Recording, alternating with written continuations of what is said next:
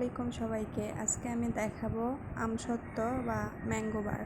তো প্রথমে আমি প্রায় 1 কেজির একটু কম আম নিছি। আমগুলো সিদ্ধ করে নিয়ে আমগুলো ছেঁকে নিছি।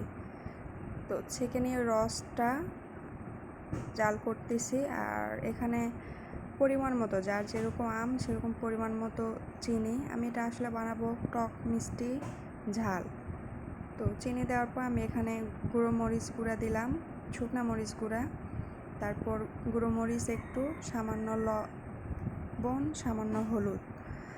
আর এখানে আমি পাঁচফোড়ন, জিরা, ধনিয়া একটু হালকা ভেজে নিয়ে ব্লেন্ড করে নিয়েছি, সেই মশলাটা অ্যাড করলাম।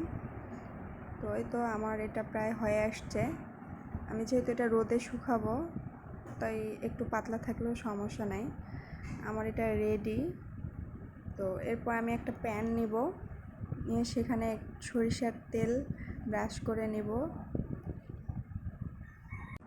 ব্রাশ করে নেওয়ার পর এই গরম অবস্থায় আমি ওখানে পাত্রটাতে ঢেলে নিব।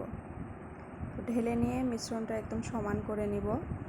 নিয়ে আমি এটা রোদে 1 দিন বা 2-3 দিন শুকাবো। একদম শুকায় আসলে তারপর আপনাদের দেখাচ্ছি কেমন।